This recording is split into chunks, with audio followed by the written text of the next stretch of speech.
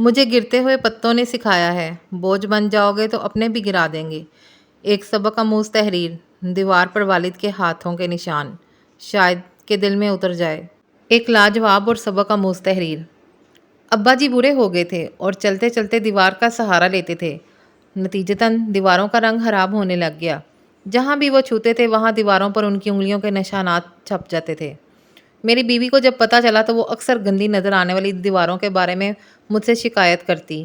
ایک دن سر میں درد ہو رہا تھا تو ابا جی نے سر پر تیل کی مالش کی تو چلتے ہوئے دیواروں پر تیل کے داغ بن گئے۔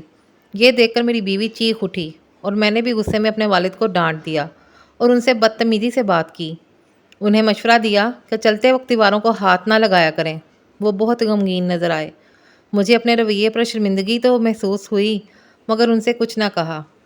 ابا جی نے چلتے ہوئے دیوار کو پکڑنا چھوڑ دیا اور ایک دن وہ گر پڑے اور بستر سے جا لگے، جو ان کے لیے بستر مرگ بن گیا، اور کچھ ہی دنوں میں وہ ہم سے رخصت ہو گئے۔ میں نے اپنے دل میں احساس جرم محسوس کیا اور میں ان کے تاثرات کو کبھی فراموش نہیں کر سکتا تھا، اور اس کے فوراً بعد اپنے آپ کو ان کی موت کے لیے خود کو معاف نہیں کر پایا۔ کچھ دیر بعد ہم اپنے گھر کو پینٹ کروانا چاہتے تھے۔ جب پینٹر آئے تو میرا بیٹا جو اپنے دادا سے بہت پیار کرتا تھا، اس نے مصوروں کو دادا کی انگلیوں کے نشانات صاف کرنے اور دیواروں کے ہر اس حصے کو پینٹ کرنے کی اجازت نہیں دی۔ پینٹر بہت اچھے تھے اور جدت پسند تھے۔ انہوں نے اسے یقین دلایا کہ وہ میرے والد کے فنگر پرنٹس، ہینڈ پرنٹس کو کبھی نہیں ہٹائیں گے بلکہ ان کے نشانات کے گرد ایک خوبصورت دائرہ بنائیں گے اور ایک منفرد ڈیزائن بنائیں گے۔ اس کے بعد یہ سلسلہ جاری رہا اور وہ پرنٹس ہمارے گھر کا حصہ بن گئے۔ ہمارے گھر آنے والے ہر فرد نے ہمارے منفرد ڈیزائن کی تعریف کی۔ وقت کے ساتھ ساتھ میں بھی بوڑھا ہوتا گیا۔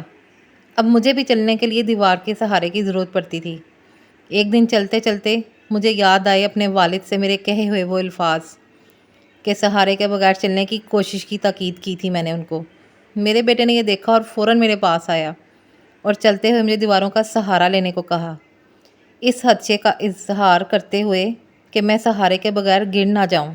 میں نے دیکھا کہ میرا بیٹا مجھے پکڑے ہوئے ہے۔ میری پوتی فوراً آگے آئی اور پیار سے میرا ہاتھ اپنے کندھے پر رکھ کر سہارا دیا۔ میں تقریباً خاموشی سے رونے لگا۔ اگر میں نے اپنے والد کے لیے بھی یہی کیا ہوتا تو وہ زیادہ دیر تک زندہ رہتے۔ میری پوتی نے مجھے ساتھ لیا اور صوفے پر بٹھایا۔ پھر اس نے مجھے دکھانے کے لیے اپنی ڈرائنگ بک نکالی۔ اس کی استانی نے اس کی ڈرائنگ کی تعریف کی تھی اور اس کو بہترین ریمارکس دیے تھے۔ خاکہ دیواروں پر میرے والد کے ہاتھ کے نشانوں کا تھا۔ اس کے ریمارکس تھے، کاش ہر بچہ بڑوں سے اسی طرح پیار کرے۔ میں اپنے کمرے میں واپس آیا اور اپنے والد سے معافی مانگتے ہوئے رونے لگا، جو اب نہیں تھے۔ ہم بھی اس وقت کے ساتھ بوڑھے ہو جاتے ہیں۔ آئیے اپنے بڑوں کا خیال رکھیں اور اپنے بچوں کو بھی یہی سکھائیں۔ اپنے گھر والوں کو بھی یہی بتائیں کہ یہ بزرگ بہت قیمتی ہوتے ہیں، دیواریں اور چیزیں نہیں۔ امید کرتی ہوں آپ کو اس تحریر سے ضرور سبق حاصل ہوا ہوگا۔ واقعی میں مائیں ہوں یا باپ یا کوئی بھی بزرگ وہ چلا جائے تو اس کی کمی کوئی پوری نہیں کر سکتا۔ جیسا کہ آپ اسکرین میں ویڈیو میں مسلسل دیکھ رہے ہیں، میرا بیٹا حافظ عبداللہ ہے ماشاءاللہ۔ اس نے اپنی نانوں کی قبر پہ ساری صفائی کی، پانی چھڑکایا، پھر پھول ڈالے اور اب وہ تلاوت قرآن پاک کر رہا ہے۔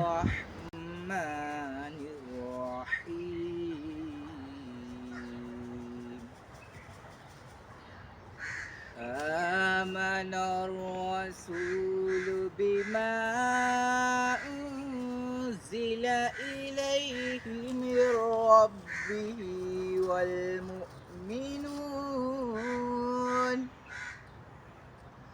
كل آمن بالله وملائكته وكتبه ورسله لا نفرق بين أحد من رسله وقالوا سمعنا وأطعنا غفرانك ربنا وإليك المصير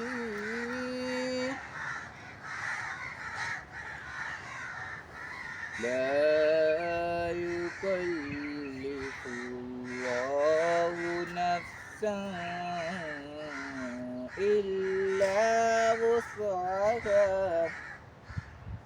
إلا وسعها لها ما كسبت وعليها ما اكتسبت ربنا لا تؤاخذنا إن نسينا أو أخطأنا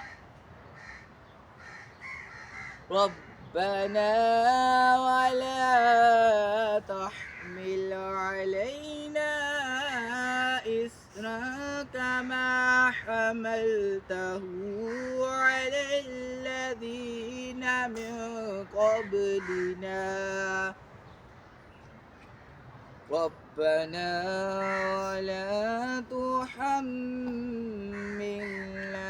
ما لا طاقة لنا به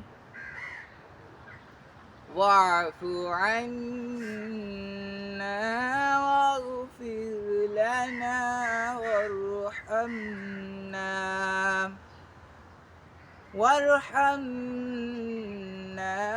أنت مولانا فانصرنا على القوم الكافرين صدق الله العظيم.